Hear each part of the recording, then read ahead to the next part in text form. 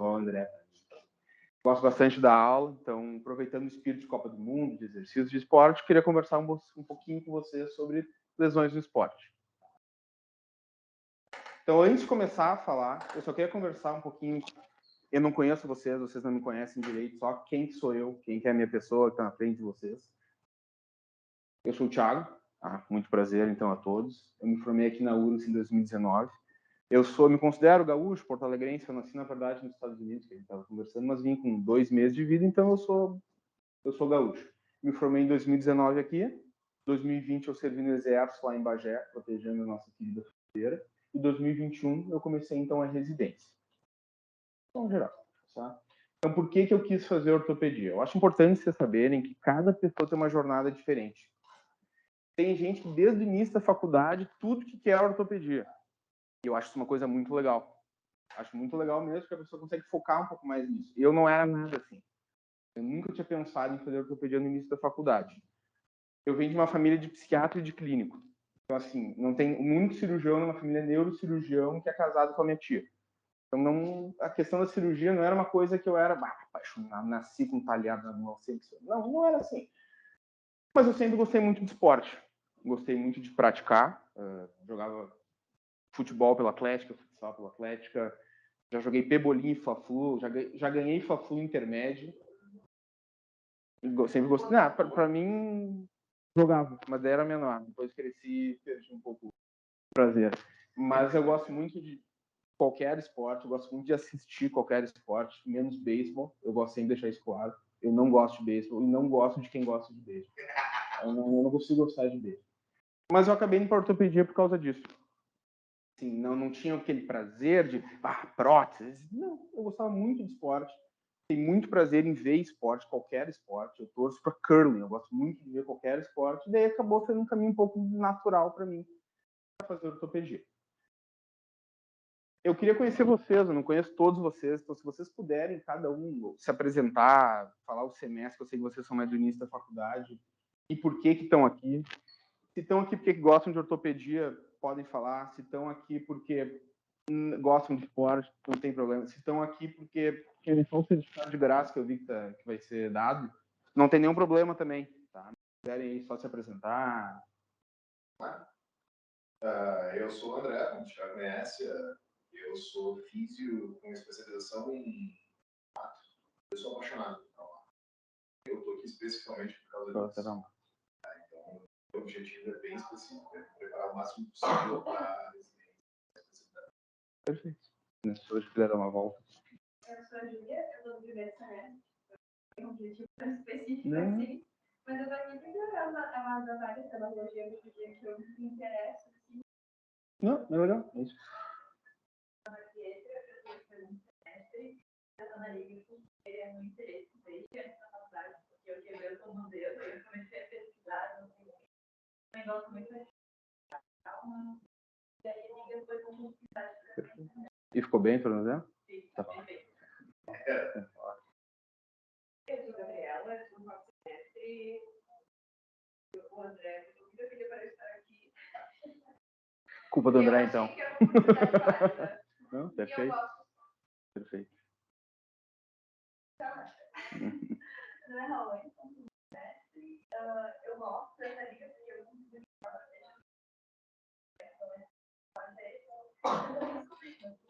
Não, perfeito. Eu sou o Gutenberg.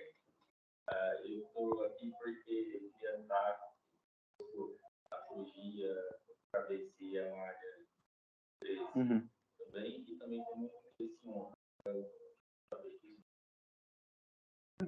A nossa ortopedia oncológica é bem forte. Bem forte. Eu sou Natália, estou no quarto semestre, e eu gosto muito de ortopedia. Eu tenho interesse já desde vocês. Meu nome é Luara, eu estou no terceiro e quarto semestre. E a minha vontade de estar na Liga também tinha a ver com experiência própria, porque meu avô, ele acabou tendo um problema com cirurgia do quadril. Eu sempre tive um pouco de curiosidade para saber sobre essa área. Então, eu amo esporte também. Perfeito. Uma delas chama cirurgia. Uma delas chama cirurgia. Família do Galia, que não... Não. Botar ela. Botar ela. O professor Galia, para quem não conhece, vocês tiveram, nosso Big Boss. Eu sou o Gabriel, estou no segundo semestre e eu estou aqui porque eu já entrei na faculdade com vontade de ser professor. Vontade de ser professor. Perfeito. Maravilha. Pode passar. Só para avisar, tem bastante slide, então você vai ter que ficar ligado. Eu só queria conhecer vocês. Eu sou péssimo com nome, eu gosto sempre de deixar isso claro. Coisa de máscara, de coisa de pandemia, acho que me atrapalhou, tô ruim de decorar pessoas. Mas a minha ideia é essa, eu queria conhecer vocês. Então agora vamos começar o que me chamaram mesmo, que é para falar um pouco sobre lesão do esporte. Eu queria fazer essa aula um pouquinho diferente, com o aval do nosso excelentíssimo presidente André. Eu acho um pouco chato vocês virem aqui uma quinta-feira, 6 da tarde, ficar ouvindo 1 hora eu ficar falando sobre lesão com 500 lesões no esporte. Tá? Então eu queria... Minha ideia é, obviamente, dar uma aula, mas também conversar um pouco com vocês sobre essas coisas. Então vai ser uma aula um pouquinho interativa, e eu sei que quando o professor fala que é uma aula interativa, a gente tudo se desespera, que a gente acha que a gente está fudido e vai errar as perguntas. Mas não é, é para conversar, é para ver o que vocês acham, e a gente vai levando a aula assim. Tá? Então, para começar, eu queria ver quem já teve alguma lesão forte aqui. O que teve? Uma ruptura total de manguito, mais parcial de peitoral superior, que é só parcial de deltoide. Supino? Não, cair de uma arquibancada e Tá. Quem mais teve? Quem teve? Trinquei dele, jogando handball. Jogando handball. Rompe ligamento por tornozelo.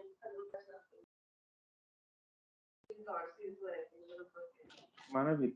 Eu posso falar, eu já quebrei o antebraço, já rompi também a extensão muscular de adutor, e o meu tornozelo direito eu nem considero mais um tornozelo de tantas vezes que eu também já torci ele. Tá? Então, assim, lesão no esporte, qualquer pessoa pode ter. Não é só atleta profissional. É só tu fazer algum esporte que tu pode ter essa lesão do esporte. Então, o que é uma lesão do esporte? É uma lesão que acontece durante o esporte. Se vocês forem perceber, todo mundo aqui falou de um tipo de lesão do esporte, que é uma lesão aguda. É uma lesão de tu tá fazendo esporte, sofre um trauma, tu cai, tu torce o tornozelo, acontece uma coisa, e daí se machuca. Mas a gente pode dividir a questão de lesão do esporte em 2 tipos diferentes. A parte aguda e uma questão mais crônica. Uma questão, por exemplo, alguém que malha por muito tempo, acaba treinando forte demais e acaba lesionando o músculo. Ou fica com uma tendinite ou uma coisa assim. Então, acho importante a gente separar essas 2 coisas. Tem as lesões traumáticas, que foram as que todo mundo aqui, inclusive, falou, e que provavelmente nosso atleta aqui de futebol americano vai sofrer nesse lance, e também lesões por overuse, ou por treinar de maneira adequada, ou por treinar demais. Tá? A minha ideia, então, aqui é falar para vocês algumas das principais lesões, algumas das lesões mais conhecidas no esporte. Não tem como falar de todas as lesões, porque é muito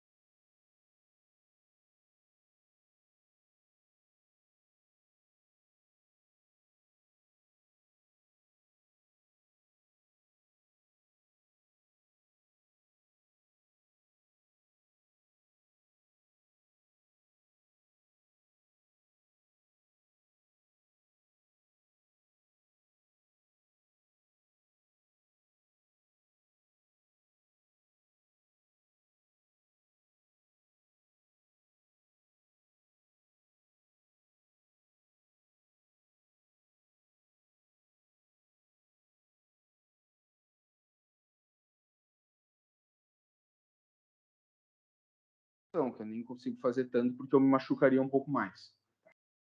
É importante a gente saber isso, porque daí a gente consegue diagnosticar um pouco melhor e saber quais ligamentos foram lesionados. Quando a gente vira o pé para dentro, em inversão, quais ligamentos vocês acham que vai machucar? É isso aí. Tu machuca os ligamentos, principalmente o talo fibular anterior, mas são os da parte lateral. Por quê? Porque é o que tu estica. Quando tu bota o pé para dentro, são esses aqui de fora que acabam esticando. Por outro lado, se tem algum trauma em eversão, que o pé vai para fora, quais ligamentos que vão se machucar? Os mediais. Não pode. Porque é o que acaba esticando. Tá? Então, assim, existem alguns tipos de trauma e dependendo do trauma, depende do ligamento machucado. Aqui que a gente falou, esse trauma em inversão, que a planta do pé vem para dentro, a gente machuca os laterais, e quando a planta do pé vai para fora, em geral machuca os mediais. Também tem como misturar essa questão da posição do pé com a rotação, e daí pode machucar outros ligamentos, os mais para cima, que é o high ankle sprain, o que a gente falou do tíbio fibular anterior, posterior, inclusive a sindesmose, mas não é tão comum. O mais comum mesmo é o trauma em inversão, que foi o que o nosso atleta sofreu. Então a gente tem o Zverev, virou o pé. O que ele vai estar sentindo naquela hora? Dor. Ele vai sentir dor. Sofreu esse entorse, machucou esses ligamentos, vai doer. Vai doer, vai inchar e vai ter essa equimose. Isso é um quadro clássico de uma lesão ligamentar. Tem vários tipos. Tem grau 1, tem grau 2, tem grau 3. Acho que não cabe tanto entrar nessa profundidade, mas não é, vocês podem ver que não é a mesma lesão. Essa inchou um pouco mais e essa aqui ficou com essa equimose um pouco maior. Tá? Então, assim, tem várias apresentações, mas como em geral o paciente vai chegar para vocês com dor aqui no local, no malelo lateral, com esse edema e não vai conseguir pisar no chão direito. O que vocês vão fazer daí? Vão pedir algum raio-x, vão fazer uma ressonância, um eco, tratar direto? Isso depende muito. Em muitas emergências, eles pedem raio-x para tudo. Isso é importante você sabendo que vocês vão sair, vão trabalhar em algum lugar, eles pedem raio-x para absolutamente tudo, e às vezes é muito para se proteger também. Mas existem alguns critérios. Critérios de Ottawa. Não é para todo paciente assim que a gente vai pedir raio-x. A gente, em geral, pede, resumindo um pouco os critérios, se o paciente não consegue pisar no chão por dor, ou se ele tem dor em alguma prominência óssea, ou que na base do quinto, que é um lugar que às vezes se fratura, ou aqui um pouco mais para cima, ou se ele tem dor aqui no navicular, ou no osso mesmo, daí a gente acaba pedindo raio-x. O que pode fazer também para ver se teve alguma lesão de ligamento, alguma coisa assim? Existem alguns testes de exame físico. O que a gente vai fazer? Esse aqui é o teste da gaveta anterior, que a gente chama. Tá? A gente tenta mexer, puxar a perna aqui para posterior e o pé para anterior. Os ligamentos, que a gente falou antes, o talo fibular anterior, ele é responsável por segurar isso aqui. Se ele está rompido, o pé vai muito em relação ao lado contralateral. E esse aqui é o teste que a gente faz uma inversão forçada, é a mesma coisa. Se estão rompidos os ligamentos lateral, o pé vai fazer mais inversão em relação ao outro lado. Em geral, tem que romper mesmo para tu conseguir fazer isso tudo. Em geral, não tem tantos testes, ou o paciente está com muito edema ali, tu não vai conseguir mexer, vai doer. Isso é uma coisa muito legal também, muito bem comentado. O paciente, depois que ele faz uma lesão, incha. Isso dói. E daí tu não vai conseguir examinar ele direito. Às vezes tá um balão o tornozelo, o paciente não consegue nem chegar no osso, tão inchado que tá. Nesses casos vai ter bastante dor, tu vai pedir o raio-x para avaliar um pouco melhor. Mas é tudo bom examinar para saber certinho que nem sempre os testes vão vir positivos. Raio-x. O que é importante pedir de raio-x? Um AP do tornozelo, que é quando o raio vem da frente. Um perfil, que sempre tem que ter duas incidências de frente e de lado, pelo menos, que é de lado. E esse aqui é um nome, que é o raio-x de Mortise. Por que ele é importante para o tornozelo? Porque vocês conseguem ver que aqui não dá para ver certinho a articulação, né? Aqui, com essa rotação interna do pé, a gente consegue ver bem. Então, é importante ver essa pinça, que a gente chama, para ver se ela está certinho. Às vezes não tem fratura, mas a pinça acaba se abrindo. A gente tem uma lesão também. Mas o que pode aparecer, então, no raio-x? Pode ter alguma fratura da fíbula, pode ter abertura da pinça. Vocês lembram no outro raio-x que estava, não estava tão aberto isso aqui, E existem alguns parâmetros que falam de tantos centímetros, que não vem tanto ao caso, mas aqui está aberto. Questão, eu botei as ressonâncias aqui, não é muito comum, então não excede, mas se o paciente sofre assintorse, fica muitas semanas, meses com dor, sem estabilidade, a gente pode seguir essa ressonância. Por quê? Talvez tenha alguma outra coisa associada, não seja só o ligamento. Vai mostrar a lesão do ligamento, mas também pode mostrar alguma lesão de algum tendão, lesão de articulação, e sobre o tratamento. Então, chega, o paciente virou o pé, está doendo, não tem nada no raio-x. O que a gente vai fazer? Vamos operar ele, resolver? Não é assim que a gente faz com entorse de tornozelo. Se o paciente não abriu a pinça, não fraturou, um entorse leve, pode passar, André. A gente vai fazer gelo. A gente vai fazer o protocolo Prime. A gente vai proteger essa articulação. Vamos fazer gelo. Repouso, o paciente não pode. Vamos elevar essa perna. Tá? E repouso para esse paciente tomar anti-inflamatório. Tem que esperar desinchar. Tem que esperar parar de doer. Esse é o principal para os ligamentos cicatrizarem de maneira adequada. É bom deixar o pé muito tempo? Não. Não é bom. Vocês podem pensar, deixa o pé parado com gestão, alguma coisa assim, fica super bem, não vai doer, o cara vai voltar com tudo. Ele perde muita musculatura e os ligamentos cicatrizam mal, com muscular, diferente.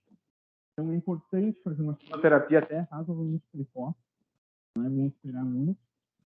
Usa muito esses arqueaços, porque o paciente não consegue fazer a inversão e eversão, só a flexão plantar e dorsal, que daí não tem problema fazer. Então começar fazendo essas coisas, não é para doer a ponto de ficar vermelho assim, mas é só ilustrativo. E daí começar com uma fisioterapia. Só pausa aqui antes de começar isso aqui. Alguém ficou com alguma dúvida de entorse de tornozelo? Pode deixar para o final também. Vamos lá. Pode deixar. Observem bem esse jogador.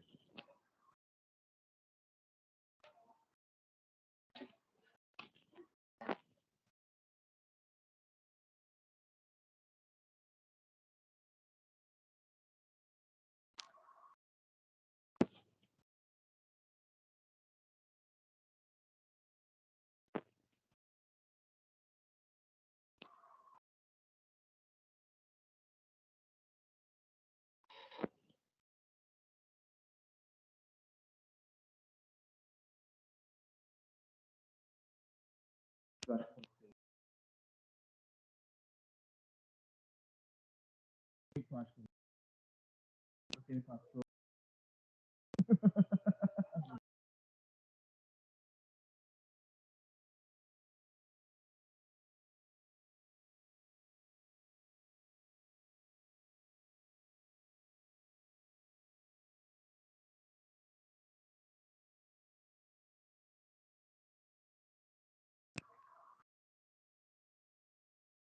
A gente perde a congruência articular. Tem muitas luxações no corpo. Era articular, pode luxar. Quando essa articulação não está no lugar exatamente. Falando especificamente da luxação glenohumeral, eu só deixei mais claro que a glenohumeral, porque de ombro também é muito comum a acromioclavicular, que é outra que pode dar que às vezes engana no exame físico. Mas é isso aí. Da luxação glenohumeral, o que é importante você saber? Isso aqui são os ossos do ombro. Essa aqui é a escápula, húmero e clavícula. A luxação glenohumeral é entre a glenoide da escápula, que é essa partezinha aqui, e a cabeça do húmero. Por mais que seja a articulação mais luxada no corpo, não é a coisa mais fácil do mundo luxar um ombro. A gente escuta, luxou, botou lugar, luxou, mas não é tão simples assim. Tem muita coisa no corpo que segura, que tenta evitar essa luxação. A gente tem o osso mesmo, essa glenoide, aquela como se fosse um buraco, assim. Que a cabeça do húmero fica aqui. Tem ao redor dela também um labrum, que é uma superfície que aumenta essa superfície de contato, que é para dificultar ainda mais. A gente também tem alguns músculos que tentam deixar essa cabeça do húmero no lugar. São os músculos do manguito, muito bem desenvolvidos no André, que ele malha pelo visto umas 3 vezes por dia. A gente também deltoide e o bico. Isso tudo tenta manter a estabilidade do lugar, mas muitas vezes não é possível. Então, o que acontece? Como é que a gente tira isso do lugar? A luxação pode ser para frente ou para trás. É muito mais raro uma luxação posterior. Por quê? Porque a questão anatômica é muito mais difícil. É comum em paciente que faz convulsão, que convulsiona e cai e luxa.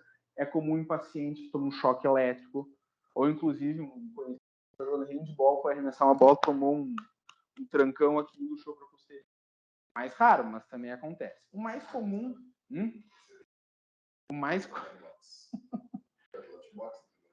soco na parte interna do braço. Isso aí, luxa. Mas é mais difícil. Tem que ser uma bela de uma... E dói bastante. Então, o que acontece? É mais raro. Eu vou falar um pouco mais para vocês da luxação anterior, que é a mais comum.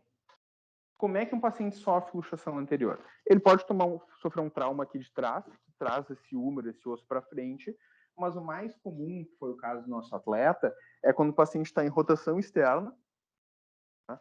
Um pouco abduzido o braço, um pouco levantado, e daí ele sofre uma carga axial que empurra o braço um pouco para trás. Então, quando ele cai assim, essa cabeça do húmero tenta vir para frente e acaba escapando. Que nem a nossa querida senhorinha. Acho que não tem shape de atleta, mas é bem essa posição do braço que acontece. Então, como é que esse paciente vai chegar para ti? Ele não vai chegar, doutor, eu luxei o ombro, olha aqui, ó, como eu tô bem. Não, não vai. Entendeu? Ele vai fazer bem como o nosso jogador, o Canter, fez. Isso dói, o luxar. O paciente não consegue mexer o ombro porque ele está fora do lugar. Vai ter dor e não vai conseguir mexer. Então, como é que, em geral, eles chegam? Eles chegam segurando o braço que luxou com outra mão e chegam bem quietinho assim, ó. Eles não querem de jeito nenhum mexer esse braço porque dói. É muito comum também esse sinal aqui, eu não sei se vocês perceberam no jogador que ficou um buraco ali. Isso aqui é o que a gente chama de sinal da dragona. Isso aqui acontece porque a cabeça do húmero que deveria estar aqui não está. Então fica esse espaço. Se vê o outro lado, tá normal, tá redondinho ali o ombro dele. Mas esse lado aqui, a cabeça do húmero, tinha que estar aqui, mas ela vem um pouco para cá, e daí ficou esse espaço em branco. Daí só fica o osso, que é o acrômio aqui em cima, mais proeminente. Esse sinal vai ser possivelmente quando posterior? Posterior também pode ter, porque ele sai ali do lugar. Mas em geral é anterior. Posterior muda algumas outras coisas que acho que não vem tanto a caso, mas pode ter posterior também. Boa pergunta. E daí o que tu faz esse paciente? Tu vê o paciente chegou assim para ti, luxou, vai botar no lugar direto? O ideal é não. Você vai pedir um raio-x para ter certeza que luxou. Por mais que possa parecer no exame físico, tem outra luxação, que é a cromoclavicular. O paciente pode ter sofrido alguma fratura, que daí não é bom, não pode ficar tracionando. Então, assim, sem pedir o raio-x. Quais são as melhores incidências de pedir? O AP verdadeiro, que é uma que vem de frente, e daí tu não consegue ver a borda da glenoide. Daí que o AP normal tu ainda vê um pouquinho da borda da glenoide. O AP verdadeiro tu não consegue ver, então o AP verdadeiro é bem bom. O Y da escápula, que é como se fosse um perfil da escápula, então tu consegue ver a glenoide bem no meio ali. E o axilar, que em geral os pacientes que luxam não conseguem muito fazer porque dói. Então, o que a gente está vendo aqui? Esse é um paciente que teve uma luxação glenomeral. Como é que a gente sabe disso? Aqui, ó. Esse osso aqui, ó, é a glenoide. Esse aqui é o redondinho aqui, ó. A cabeça do húmero tinha que estar encaixado nela, mas não tá, porque saiu fora do lugar. Então, só olhando isso aqui, você sabe, tá luxado, ou tá subluxado, tá fora do lugar. Mas para onde que tá? Não tem como saber se tá anterior ou posterior só olhando aqui. Daí a gente faz o perfil. Esse aqui é o perfil da escápula. Tá? Então vocês conseguem ver que a gente chama Y escapular, porque é um Y. Aqui, ó. Essa aqui é a escápula. Essa parte aqui é o acrômio, que é mais posterior. E aqui é o processo coracoide, que é mais anterior. Então é só para ver que lado que a cabeça está indo. A cabeça, nesse caso, está vindo para anterior, então é uma luxação antero-inferior. Então tá, chegou esse paciente para nós, fomos fora do lugar, bastante dor, o que a gente vai fazer? Vai mandar ele para casa, dar uma dipirona e mandar ele voltar em uma semana para ver se voltou sozinho para o lugar? Não, tem que botar no lugar. Tem muitos jeitos de botar o ombro no lugar. Muitas técnicas. Desde algumas mais, que eu gosto de chamar de violentas, que é botar o pé na axila do paciente e puxar, para outras um pouco mais delicadas. A mais tradicionalmente feita, mais famosa, é de tração e contratração. Um colega puxa o braço para cá e o outro faz essa contratração para cá até entrar no lugar. Não é fácil de reduzir o ombro muitas vezes. Tá? É importante vocês saberem disso. Por quê? Porque tu está lutando contra todos os músculos do paciente. O paciente não vai relaxar para ti. Não, pode deixar, doutor, vou relaxar para tu puxar um lugar. Não vai. Por quê? Porque ele está com muita dor. Então o paciente fica muito tenso. Muito, muito tenso. Então tu tem que ter mais força e tu tem que cansar os músculos dele para conseguir botar no lugar. Muitas vezes é necessário até sedar o paciente, em geral para luxação posterior. Não sei se te botaram para dormir quando luxou teu ombro. Não. Não botaram? Na beira do... Vai ver que não é tão forte quanto tu achava. Mas muitas vezes tem que realmente sedar o paciente porque ele não relaxa. Daí para botar no lugar.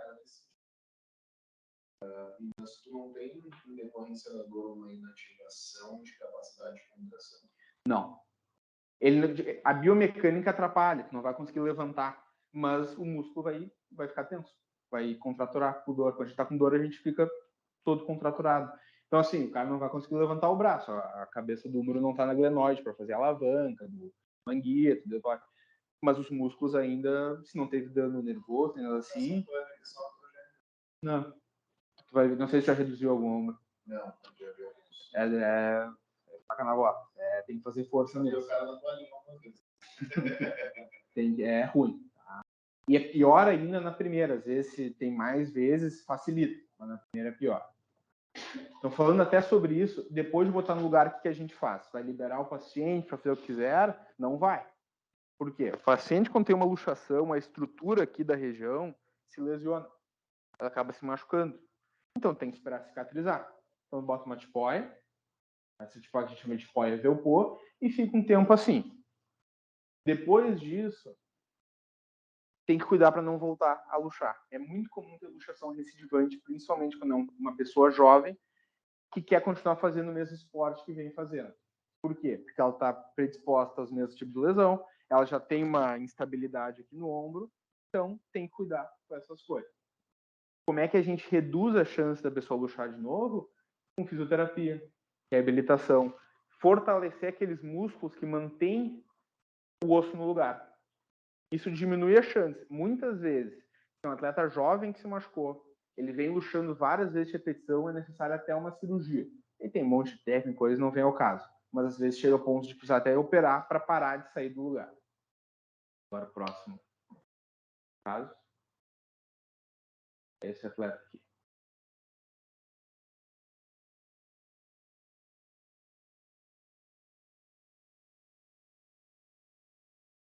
Um pouco rápido, bota de novo um pouco rapidinho.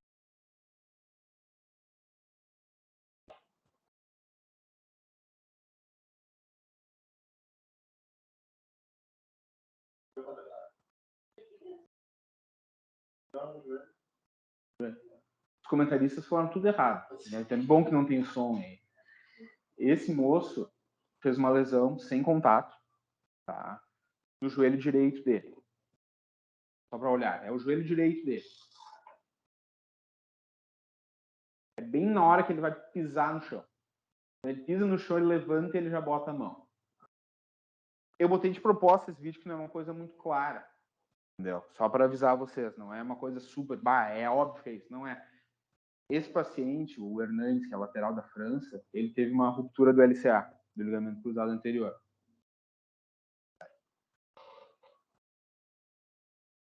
Para entender um pouco melhor por que o mecanismo às vezes não é um lance um pouco rápido, tu não vê direito, eu só queria explicar um pouco da anatomia do LCA para vocês. O ligamento cruzado anterior é um de vários ligamentos que tem no joelho. Tem os meniscos e tem os ligamentos. Esse aqui é o cruzado anterior. Ele começa aqui no fêmur, na região lateral do intercôndilo, e vem para a região anterior aqui da tíbia. Ele tem algumas funções. A principal função dele é evitar a translação anterior da tíbia em relação ao fêmur. Então, se a tíbia tenta vir para frente, anteriorizar, é o ligamento cruzado anterior que segura. Ele tem algumas outras funções. Ele ajuda a evitar o vário-valgo. Não sei se sabem o que é vário-valgo. Vário-valgo, o joelho da perna, que é o joelho. Um joelho-valgo, a gente chama de genovalgo, é quando a perna está para fora. E o genovar é quando está para dentro. Tá? Então, ele evita essa mobilização e também um pouco a rotação do joelho. Então, como é que a gente machuca isso? É quando a gente força algum desses mecanismos que ele evita. No caso do atleta, do Hernandes, não é 100% claro. Nesse jogador de rugby aqui é um pouco mais claro. Mas quando a gente tem alguma força vindo da lateral, às vezes não precisa nem ter trauma. Pode ser um trauma indireto, que foi o caso dele. Se a gente tem a rotação interna da coxa e externa da perna, acaba forçando muito o joelho e tendo essa ruptura do ligamento cruzado anterior. O que o paciente vai te falar? Tu vê que o jogador caiu no chão, não teve nenhum contato nem nada, parecia que ele tomou um tiro no joelho, ele só caiu no chão e ficou com a mão no joelho. O paciente vai te falar, sentiu um estalo, sentiu um estouro, alguma coisa no meu joelho, tá doendo e eu sinto que ele tá um pouco instável, não tá bem normal. E a avaliação do médico no campo, nesse tipo de caso, é muito importante mesmo. Por quê? O joelho incha rápido nesse tipo de lesão. Fica cheio de sangue ali dentro da articulação. E o joelho inchado não vai conseguir examinar. Simplesmente não vai conseguir examinar. Porque tem muita dor e ele fica um pouco mais duro. Então é muito importante fazer todos os testes antes. Tentar fazer, obviamente, os testes antes de inchar esse joelho. Então aqui, só para exemplificar, o joelho fica inchado. Aqui até dá para ver o contorno da patela e tudo. Nesse caso não dá, é só uma bola. E que testes a gente faz? Os testes que a gente faz são testes para mimetizar a função do ligamento cruzado anterior. A gente tenta fazer a anteriorização da tíbia em relação ao fêmur, esse aqui é o teste de Lachman. A gente também tem o teste da gaveta anterior, que é a mesma coisa, tenta puxar a tíbia para frente. E esse aqui é o pivot shift, que é um teste rotacional. Isso aqui, com o joelho inchado, tu não vai conseguir fazer porque a tíbia não vai vir, porque está tudo duro. Então, por isso que é muito importante tentar fazer na largada, tentar fazer no início.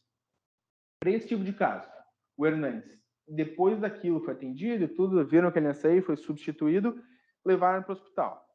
Tem que fazer exame de imagem nesse caso. A gente vai diagnosticar o paciente com raio-x? Não, não vai. Por quê? O ligamento não é osso, raio-x só aparece osso. A título de curiosidade, eu botei um outro raio-x aqui. Isso aqui, essa avulsão óssea, se chama fratura de Second. Título de curiosidade mesmo. Quando o paciente tem isso aqui, ele tem uma ruptura do ligamento cruzado anterior. Porque a posição que a perna, que o joelho faz para ter essa ruptura é só quando o paciente rompe o LCA. Então, isso aqui é patognomônico de lesão de LCA. Vou ter a título de curiosidade. O exame que a gente tem que fazer mesmo é a ressonância. Por quê? Porque é o que vê partes moles e vê o ligamento e consegue ver se o ligamento está íntegro ou se ele não está íntegro. Nesse caso aqui, só para exemplificar para vocês, isso aqui é um corte sagital do joelho. Sagital é como se fosse uma fatia assim, no meio do joelho. Esse negócio preto aqui é o ligamento cruzado anterior. Aqui vocês conseguem ver todo o ligamento cruzado anterior. Não é sempre que consegue ver, mas aqui dá para ver bem bonitinho. Consegue ver que está inteiraço aqui, ó, bonitão, o ligamento cruzado anterior. Nesse caso aqui, se vocês começarem na tíbia, ele para. Porque rompeu. Simplesmente ele não vai para nenhum lugar, ele não vai para o fêmur. Isso aqui está rompido. Entendeu? Então o diagnóstico de ruptura de LCA é a ressonância. Também a título de curiosidade, eu botei aqui, isso aqui é uma ressonância também, mas isso aqui são contusões ósseas. O paciente que faz essa ruptura do LCA, por causa da rotação do joelho, ele pode fazer isso aqui, muitas vezes, em geral, aparece também na ressonância. Para esse tipo de caso, então, o que a gente vai fazer? Vamos operar todo mundo? Atleta a gente vai operar. Mas, assim, é muito importante conhecer o perfil do paciente. Se tem um paciente, uma senhora de mais idade, que por algum motivo decidiu se aventurar em futebol de final de semana com os netos ou alguma coisa assim, mas ela não é muito ativa, de mais idade, comorbidade, não é uma obrigação de fazer essa cirurgia, de reconstruir o ligamento cruzado anterior. ela vai ficar com o joelho instável, vai ter que fazer bastante fisioterapia, reforço muscular para tentar estabilizar um pouco mais, mas ela consegue sobreviver sem esse ligamento. Por outro lado, atletas jovens têm que fazer essa reconstrução. O atleta não vai conseguir voltar a participar de esportes, por exemplo, futebol, ter muita aceleração, desaceleração, ele vem para um lado, vem para o outro, sem o ligamento cruzado anterior, porque vai estar instável. O tratamento é feito por artroscopia, cirurgia muito bonita, diga-se de passagem. Não precisa abrir, fazer essas incisões pequenas e fazer essa reconstrução. Que a gente usa enxerto, pode ser do quadríceps, tendão patelar, tem vários lugares que a gente pode pegar enxerto. O braço, também semitendinoso. O paciente faz a cirurgia, então. Dia seguinte já pode voltar a jogar bola, esporte? Não. A reabilitação de uma reconstrução do LCA é chata. Horrível. Já deve ter pego bastante paciente fazendo reabilitação. É muito demorado. Eu gosto de falar, os atletas profissionais têm fisioterapia 3 vezes por dia, tem tudo que querem à disposição, eles demoram 9 meses para voltar para os gramados. E aí vocês vão perguntar, libera o cara antes, ele volta antes e rompe de novo. É que o tempo, na realidade, ele é muito mais importante para te não perder o enxerto, propriamente, porque tu tá pegando um ligamento soltando ali outra coisa. Tu pega um tendão, é isso aí, tu pega um tendão e te transforma num ligamento. Então, assim, até ter essa integração do tendão como ligamento demora. E demora bastante tempo, por isso que demora para o paciente voltar. São muitos meses. Fiz. O paciente acaba, depois eu fiz com a perna que é uma atrofiada. Tá? E daí tem que fazer reforço muscular. Então isso é importante. Demora. Muita fisioterapia. Muito reforço muscular. E nem sempre os pacientes voltam a 100%. Antigamente, bastante tempo, na época o André é jovem, uns 60 anos, não sei, eles não voltavam a jogar, porque não existia isso tudo. E os que reconstruíam não ficavam bem. Então, assim, é uma cirurgia bem legal, reconstrói o ligamento com tendão ou coisa, mas nem sempre o resultado é 100% satisfatório e demora. Não. Prótese não é ideal. A prótese de joelho, quer dizer. Não é. Sim. Prótese, a gente bota prótese em caso de gonartrose, de artrose do joelho mesmo. Não vale a pena botar uma prótese para reconstruir isso, porque a função da prótese não é feita para isso. Então, se tem, por exemplo, alguém novo, tá? Rompeu o ligamento cruzado anterior. Se tu botar uma prótese, ele já não vai voltar à função que ele tinha antes, porque as próteses não são que nem um joelho normal. Fora que, ao longo de 20, 30 anos vai dar problema na prótese, vai ter que trocar a prótese. Então, assim, não se bota prótese em paciente que fez isso. Se o paciente tem 80 anos, já tem artrose, daí tá, quer botar, pode botar, mas daí seria mais pela questão da artrose, não por causa do ligamento. Lembra que está substituindo uma estrutura orgânica com capacidade de reconstrução, capacidade de remodelação tecidual, está trocando isso para uma estrutura plástico-metálica ou metálico-cerâmica. É isso aí. Tem essas duas opções. Então, tu está trocando por algo que vai, à medida que o tempo for passando, recebendo impacto, e ela não vai remodelar, ela não vai voltar. Então, tem que substituir a peça. E com isso também perde pedaço de osso, tu expõe o paciente a sedações a cada vez que vai fazer isso, e todo o procedimento de reabilitação pós-prótese, pós-substituição de prótese, que não é uma revisão. Sim, revisão de PTJ, no caso. Mas é isso, entendeu? Então, sempre evita tirar osso bom em cirurgias. Se conseguir evitar, é melhor. Então, não. A reabilitação é mais rápida, mas a pessoa não volta na funcionalidade que tinha. Então, assim, não compensa.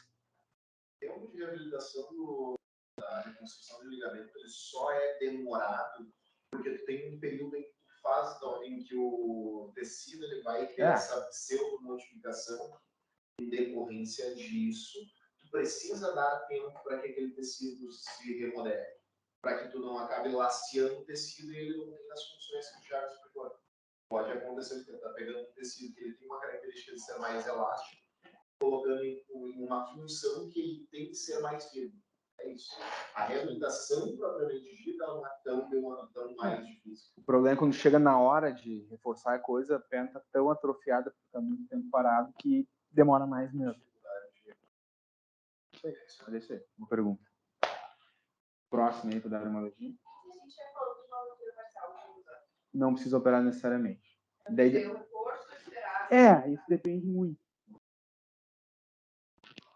Depende muito do atleta, mas assim, se não é uma ruptura total, tu não vai sair operando de cara assim. Porque, de novo, é melhor sempre o ligamento próprio da pessoa, cirurgia, muita coisa envolvida. Então, se dá para o negócio se regenerar, tenta deixar lá. Não vai ser tu que vai cortar para botar outro. É um cara que tem uma propriocepção boa, tem um quadríceps forte que segura, estabiliza aquela estrutura. Tá? A regra geral, tu não vai sair de metendo a tesoura. Sim. Nosso próximo.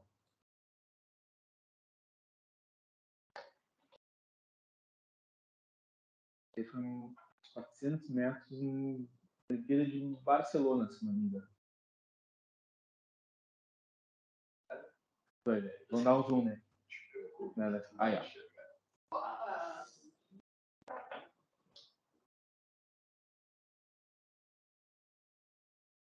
Agora eu vou chamar Não. Quer de novo? Bota de novo aí. Já ele mete a mão.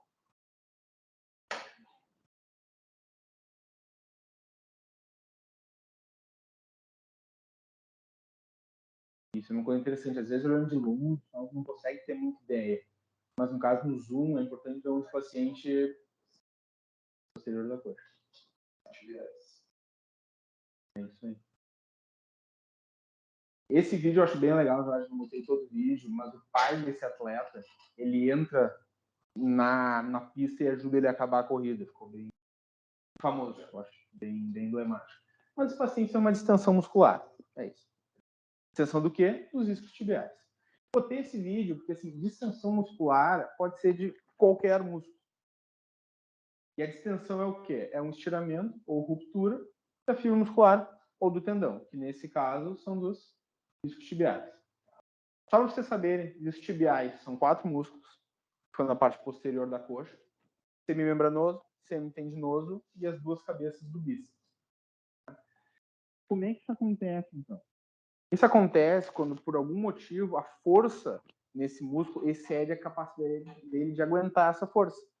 Em geral, é quando o paciente está com ele esticado, então está com o quadril fletido e a perna um pouco esticada, e vai fazer uma força de contração e o músculo não aguenta essa força e dá essa estirada.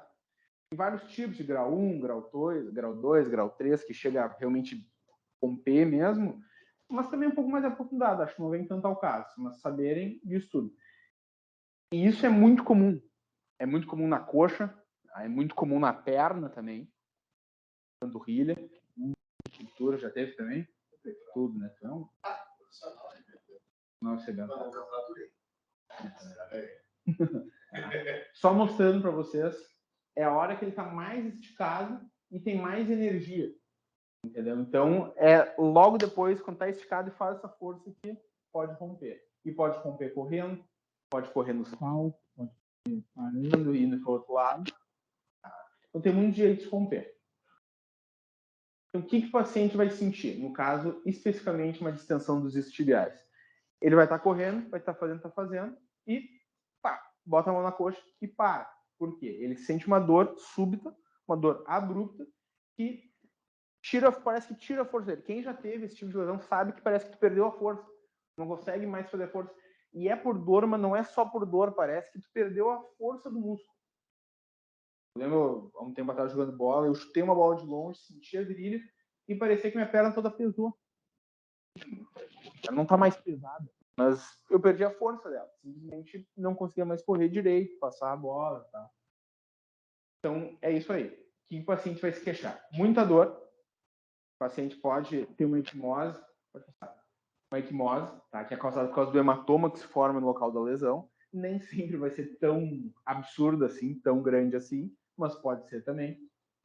No caso aqui dos isquiotibiais, ele consegue, inclusive, em geral, estender um pouco mais a perna, porque ele não tem nada seguro nada.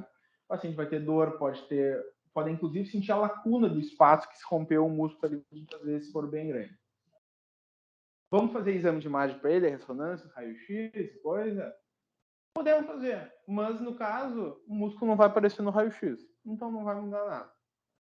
A título de curiosidade também, eu botei um outro raio-x, que isso aqui é uma avulsão do isquio, que é o ossinho que fica aqui, que é o local de origem daqueles músculos. Então, às vezes, a força é tão grande que vocês acham que o paciente tem uma distensão, mas na verdade teve essa fratura.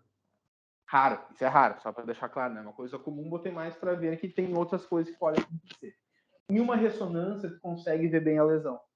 Consegue ver o grau dela, consegue ver o edema, consegue ver qual músculo foi. Isso auxilia, muitas vezes, no tratamento de atletas profissionais e acompanhar isso tudo. Então, o que a gente vai fazer para tratar o paciente? Vou operar ele? Não necessariamente. Tá? Não. A ultrassom é muito boa, que é mais funcional, inclusive. Mas a ressonância é sempre mais fidedigna, consegue avaliar o grau, tudo. A ultrassom funcionalmente é muito boa, mas para ver todo o músculo e coisa, é melhor. Consegue ver as imagens, né? Essa é a grande. É muito boa. O ecografista ele vê imagens, só que ele não vai botar 200 imagens no laudo. O paciente vai chegar com um livro para o médico, entendeu? Ele vai chegar com uma ressonância, ele consegue ver tudo certinho. Mas para ver a questão funcional é muito bom mesmo. O que a gente vai fazer então? Gelo, muito gelo. Tem que comprimir esse músculo para evitar que forme um hematoma. Formando um hematoma é uma droga. Daí fica aquela quimose, bola, e a recuperação é muito pior. Nesse tipo de lesão, o trabalho dos nossos amigos fisioterapeutas é muito importante. Na hora aguda, o gelo, o repouso é muito importante, mas o paciente tem que voltar. Ele precisa se reabilitar. E a reabilitação é fundamental, porque a chance dele ter uma lesão de novo, se não cicatrizar bem, é muito grande. Porque não cicatrizou bem, ele vai forçar, quer voltar um pouco antes da hora e acaba se machucando de novo.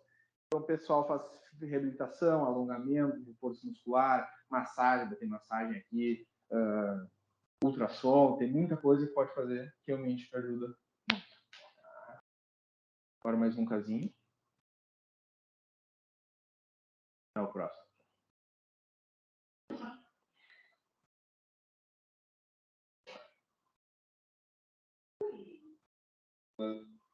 Nessa Copa já teve 30 vezes. Já. Eu pensei em botar dessa Copa, mas ele fraturou a mandíbula e coisa, e daí não é tudo. E daí não era bem o que eu queria mostrar. Nesse caso, o jogador era o Alvo Pereira, Uruguai, ele tá brigando com os médicos, para ele voltar, ele inclusive voltou.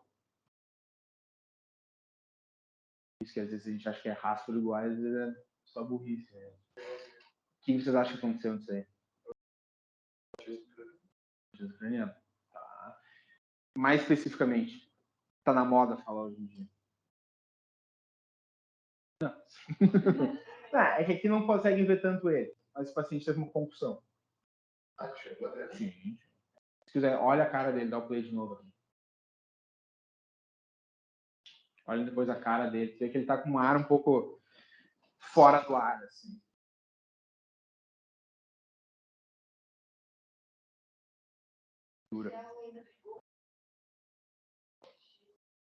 Cara, calma do mundo, não queria sair, mas já que tá tonto, tá? Não consegue caminhar. O médico já falou, tá? Não, e ele já foi obrigado com ele. Tá não conseguindo caminhar direito. Então, assim, esse paciente. Ele levantou tão bem. Eu achei que eu ia ficar no chão, assim. Mas cara, tem um estudo muito legal que foi feito já mais antigo, né?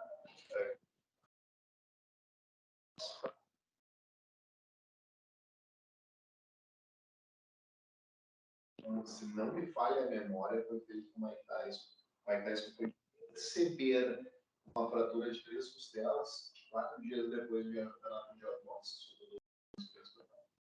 Cara, tem uma resistência. Cara, para respirar, toda a parte costela por nada. Tipo, não tem a ver com bloco, tem a ver com Expansão cervical, acho que não os mecanismos. Isso aí. Não. Já nunca tomou? Só na Ai, que mentira. Então, o que é a concussão? Tá? O que é a concussão, então? É uma alteração do estado mental do paciente por causa de algum trauma. Causa um TCE que causa essa alteração transitória. Tem vários tipos que a gente pode ter de concussão de causa. A gente pode ter um trauma direto, que foi o caso do Álvaro Pereira, mas o mais comum, inclusive, é uma questão de aceleração e desaceleração. Muitas vezes a gente vê a questão do chicote. Principalmente futebol americano, por mais que a gente pense que o capacete tem muito, mas tem muito quando o paciente cai para trás, o atleta, ele primeiro bate as costas no chão e depois dá uma acelerada com a cabeça, causa muita concussão. E, tipo, acidente de carro. Isso aí, por isso que tem, senão. E por quê? O que acontece na concussão? Por que essa aceleração causa essas alterações? Elas lesionam as células do cérebro. Tá? Sendo bem generalista, porque esse é um assunto bem... Dá para entrar bem a fundo sobre isso, mas machucam as cérebros e deixam elas mais vulneráveis. Elas precisam de mais energia, mais glicose, aumenta as bombas de sódio e potássio, PPA, essas coisas todas, e as células ficam mais vulneráveis. E essa vulnerabilidade deixa a pessoa com todos os sintomas que ela pode ter. Aqui só mostrando outro lance, que é muito comum no futebol, duas pessoas vão disputar cabeça a cabeça e acabam ficando assim. O que as pessoas que têm esse trauma, essa concussão sentem? Tem muita coisa que podem sentir diferente. Muita coisa mesmo. Eu botei uma lista de coisas que a pessoa pode ter e tu não vai perguntar isso tudo na hora pro paciente. Não vai chegar, pega um papel assim, tu tá com isso, tá com isso. Não. Mas é para vocês saberem que tem muitas coisas que o paciente que tem uma concussão pode ter. A gente pensa que às vezes o cara tem a concussão, é aquele que cai no chão, fica um pouco assim, desmaiado, mas não é o mais comum. Desmaiar e tal é 10% das concussões que acontecem, mas são os que acabam ficando mais marcados. Então, o que a pessoa tem? O principal é dor de cabeça. 70% em dor de cabeça. A pessoa pode ficar um pouco tonta, pode ter amnésia, tanto retrógrada quanto anterógrada. Aí são os principais, mas o principal mesmo, para vocês saberem, é dor de cabeça. A gente faz exame de imagem para todos esses pacientes? Não necessariamente. Para que pacientes que têm concussão que a gente tem que fazer exame de imagem? É quando a gente tem uma outra preocupação. Se a gente se preocupa com uma coisa um pouco mais séria, como, por exemplo, uma fratura ou algum sangramento dentro do cérebro. E como é que a gente tem essa preocupação? Certamente nosso amigo da Copa do Mundo fez inúmeros exames de imagem. A gente se preocupa se tem alguma suspeita de dano cervical.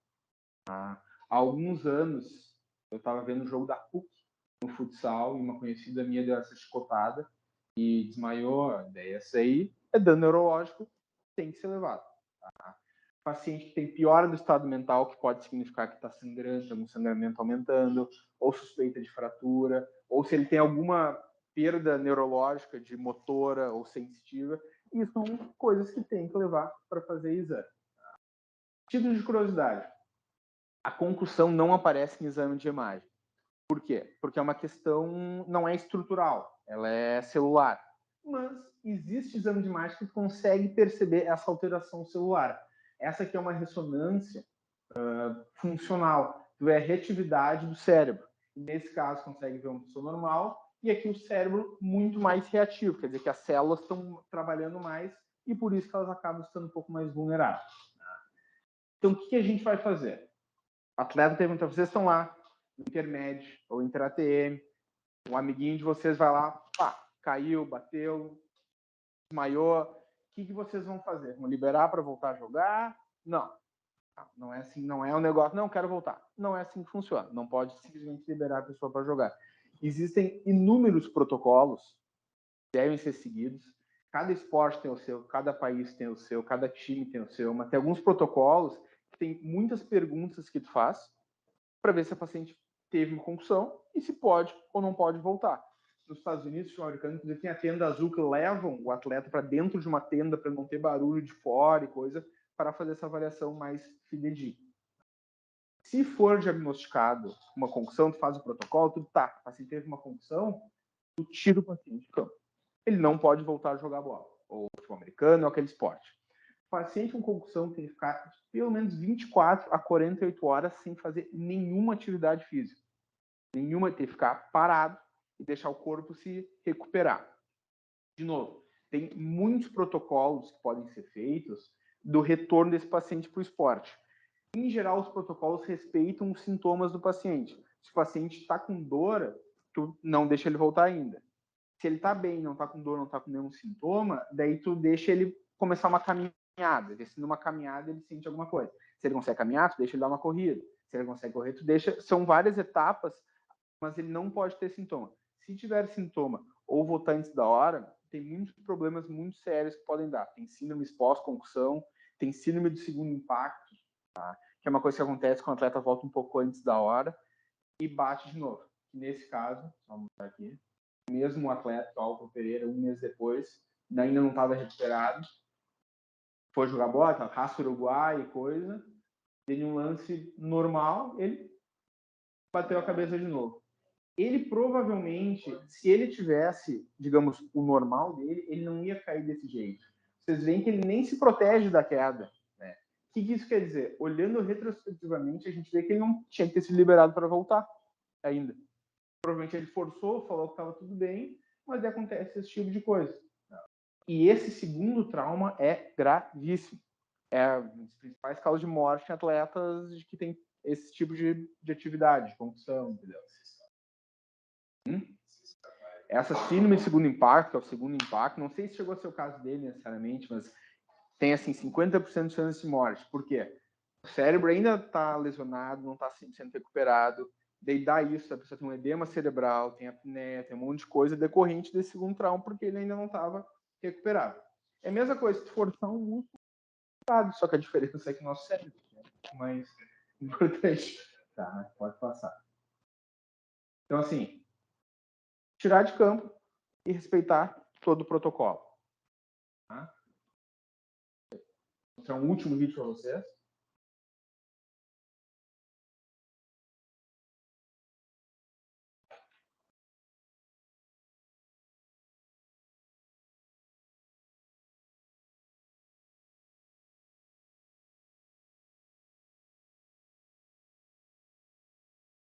O que vocês acham que pode ser isso aí? Nada, é isso aí.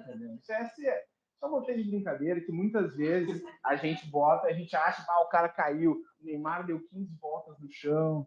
Essa é aquele monte de meme, vocês se lembram daquilo cadente que ia. Eu até tentei botar dessa com a música, mas a internet não liberava por causa da música. Às vezes é só você, quer acabar o cartão, alguma coisa assim. Então, assim, a minha ideia com vocês hoje era falar sobre algumas lesões de esporte. Tem muitas lesões de esporte possíveis que dá para falar. Falei de 5 meses, considerar o Neymar. Tá? Mas eu falei de 5. Eu poderia ter falado só do Neymar, que se machucou mesmo umas 15 coisas diferentes da coluna, do pé, do tornozelo. Agora na Copa do Mundo ele teve um torte de tornozelo, que o dele foi pro trauma direto, ele tomou o carrinho. Mas assim, tem muita coisa. Queria só dar um geral para vocês e queria abrir para perguntas. Acho que dá. Isso depende, é que eles não liberam as coisas que ele está sentindo, entendeu? E a gente sabe, ele teve um entorse, dói. Ele conseguiu ficar, se não me engano, um tempo tentando voltar, não, o que é um bom sinal, porque se é um negócio que quebra o tornozelo, que o cara tem muita dor, ele não volta. Ele não vai conseguir. Ele ainda tentou um pouco. Eu acho que ele não fraturou nada, ou senão já teriam falado que ele tinha fraturado. Tá? É uma questão de recuperação dele. Uma pessoa normal que sofreu o trauma que ele sofreu, não ia voltar. Se fosse ele no meio da temporada do PSG, ele não ia voltar, provavelmente. Mas é Copa do Mundo. Então, em Copa do Mundo, primeiro os atletas, o André sabe muito bem, eles têm uma capacidade meio sobrenatural de se recuperar. Eles têm essa força, por isso que eles estão onde estão. Mas provavelmente ele segurasse um pouco mais. Eu acho que ele volta ainda. O Danilo e o Sandro lá também se machucaram, o Alexandre, mas o Neymar, pelo que fala, um pouco mais sério, eu acho que ele ainda volta. Nesse jogo de amanhã ele não joga, pelo que eu vi. Espero que nas oitavas ele já jogue, porque o planejamento é ele voltar nas oitavas. Mas é aquela coisa, é planejamento. Se ele não se recuperar de maneira habituada, isso é um dia a dia, não tem como saber. Ele deve estar fazendo fisioterapia umas 8 vezes por dia, o Neymar. Ele deve ter 24 horas de alguém na perna, no tornozelo dele. Porque tem que desinchar e ele tem que estar sem dor para poder voltar a jogar. Tomara que volte.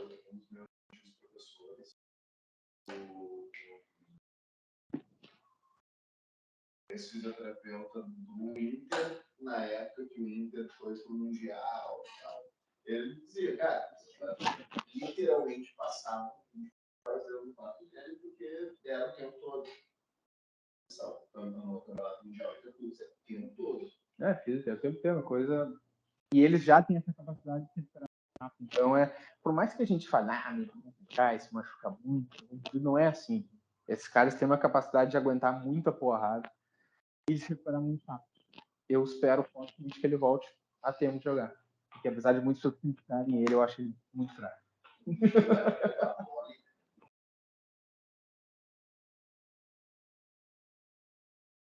Tem uma ativação diária, uma preparação muscular diária. Cara, não tem como mensurar.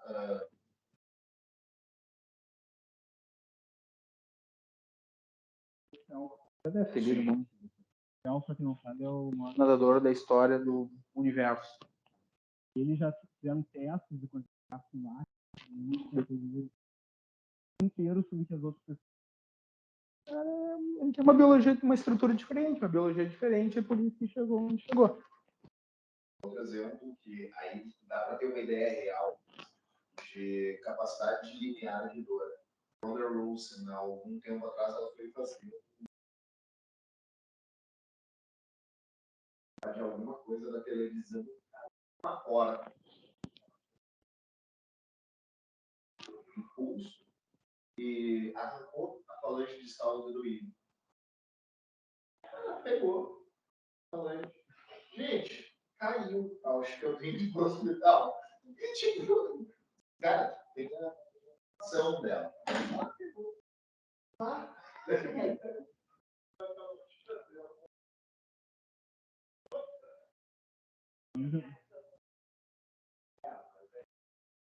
É um esporte de impacto, não tão violento quanto o futebol, mas é um esporte de impacto. Eu realmente acho que o futebol é um esporte muito bom, o futebol é um esporte extremamente violento, mas então, cara, mas é um atleta de esporte de impacto que já tem uma dor mais elevada por consequência natural. A única pessoa que eu vi com amputação assim que não tinha dor foi no Cristo, alguns anos, um cara que estava bem bêbado, ele chegou com o dedo dele, olha meu dedo, olha eu, meu Deus. Bom, gente, mais alguma pergunta do Thiago? É uma bem simples, cara. É a condição.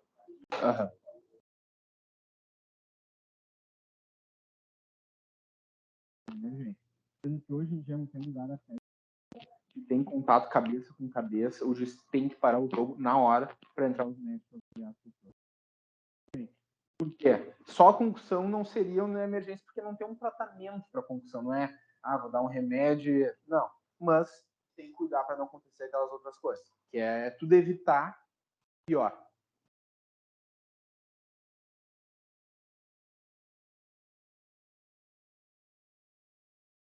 Aí, neuro. Crânio não é com a gente. A gente não se mete. Alguém tem mais alguma pergunta?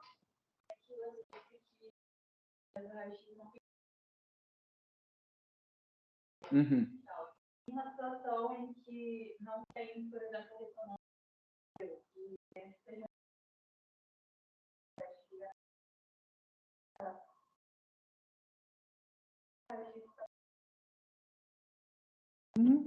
Consegue voltar ali?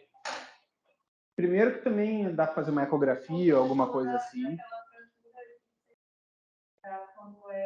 Do ligamento cruzado anterior. No ombro, na luxação glenomeral, existem algumas coisas que a gente consegue ver, mas é um pouquinho mais aprofundado. Existe uma lesão que se chama de bancar ósseo, que é na glenoide, que dá uma avulsionada, uma fraturada. Tem a lesão de Hill-Sachs, que é na cabeça do húmero mesmo. Sei que são os nomes um pouco diferentes, por isso que eu não queria falar antes, mas é isso aí, de pergunta. Quando o ombro sai do lugar, a cabeça aqui, a glenoide aqui, quando ela sai, ele se bate. Porque não vai sair bonitinho e se encaixar aqui. Não, ele sai se raspando. Entendeu? E nessa saída pode tanto fraturar a glenoide quanto a cabeça do húmero. Essa aqui é só botei de título de curiosidade. Tá? Vai no tornozelo aí, só para mostrar para ela. Na questão do tornozelo, a gente sempre consegue avaliar a questão da pinça articular. Isso é muito importante. essa pinça aqui. Tá? Volta mais um. Aqui, se conseguir ver bem bonitinha, essa pinça tá bem bonitinha. Consegue ver que tá bem encaixada aqui a tíbia e a fíbula. Tá? O espaço aqui tá bem, espaço medial, lateral, tudo certinho. Tá? Nesse caso aqui, aqui. Nesse caso está um pouco aumentado. Então isso aqui quer dizer que tem alguma lesão. Pode ou não pode ter essa fratura associada, nesse caso tem a fratura associada, mas tem alguma lesão. Tá? Mas também dá para fazer ecografia e coisa assim. Entendeu? Mas de qualquer maneira, se tiver só uma lesão, olhar assim, está inchado, o paciente não tem fratura, em princípio uma lesão ligamentar, o tratamento vai ser o mesmo. Vai fazer o repouso, anti-inflamatório, gelo, botar a perna para cima e segurar. Não vai ser uma emergência. Uma emergência em tornozelo é uma fratura luxação, alguma coisa mais grave, daí vai aparecer no raio-x. O tornozelo vai estar fora do lugar, o pé vai estar fora do lugar. Só uma lesão ligamentar não é uma emergência. Mas... Não. Equimose pode ser por uma batida, pode ser por um trauma. Equimose, no caso, é o sangue. É ruptura de vaso, extravasa de algum vaso, que pode ser de 1 milhão de coisas. É muito comum ter, quando tu faz esse entorse, porque tu acaba rompendo os vasos do lado que tu força, ali com o ligamento, e daí aparece. Mas qualquer batida, coisa assim, pode ter essa equimose. E o edema também é muito comum. Isso até na concussão é uma coisa legal. Porque quando ele bate a cabeça, o paciente vai ter dor de cabeça, né? Tem como não, é difícil não ter dor de cabeça. Então isso tem todos os protocolos, os testes para tu conseguir separar uma dor de cabeça da batida de um galo de uma concussão mesmo.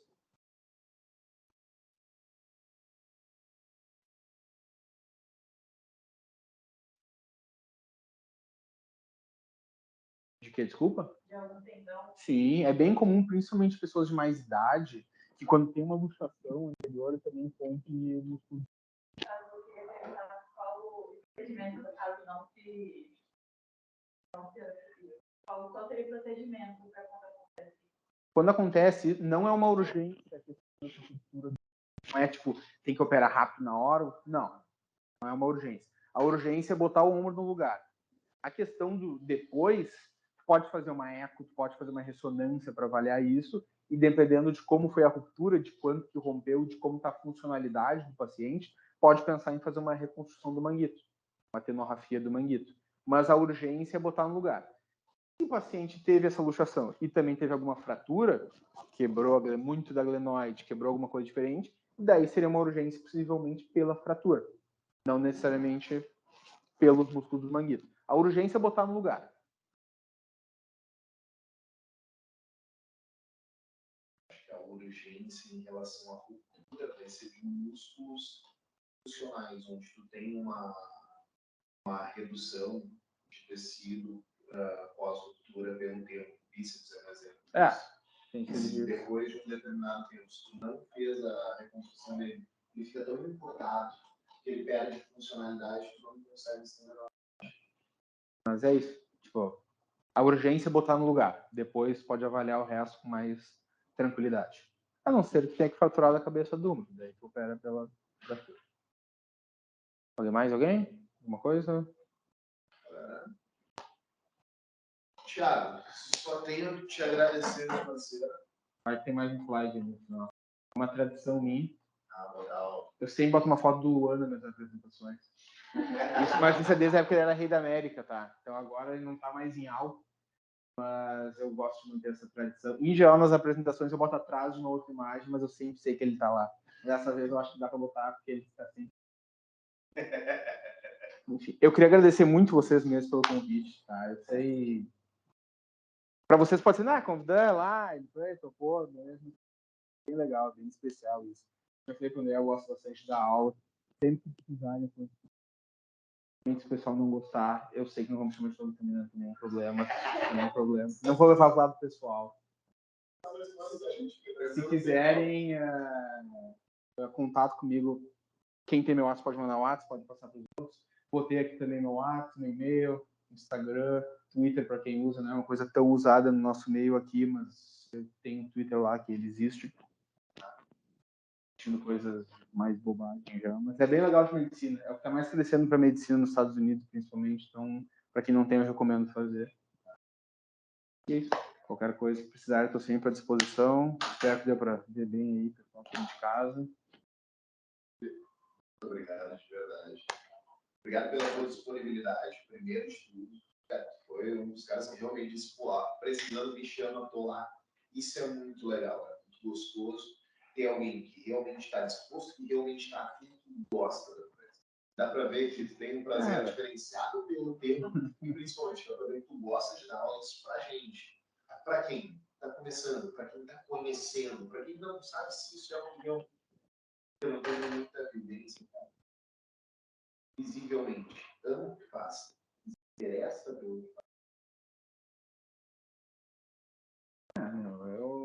Eu acho que vocês estão fazendo, até eu ia parabenizar nisso, nem sei se eu lembro se parabenizando, mas sim, parabenizar que a Liga já existia, a gente já falou contigo, o Egon era o presidente, eu fiz por muito tempo também.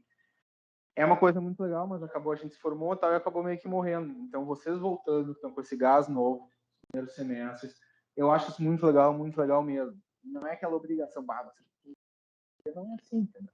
Assim como eu não quero que vocês leiam de tudo da aula. Não, ninguém vai lembrar de tudo dessa aula. Nem eu lembro que eu falei lá no início, entendeu? Então, assim, se conseguiram pegar um pouco de informação, se aprenderam um pouco, se aumentou um pouco a curiosidade, o interesse de vocês sobre esse assunto, para mim é o que importa. É essa curiosidade, esse interesse que vocês têm que ter e ir atrás das coisas. Né? E vocês estão fazendo muito legal a questão da Liga, tá muito legal mesmo.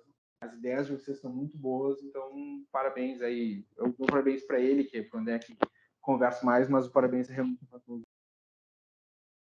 É isso aí.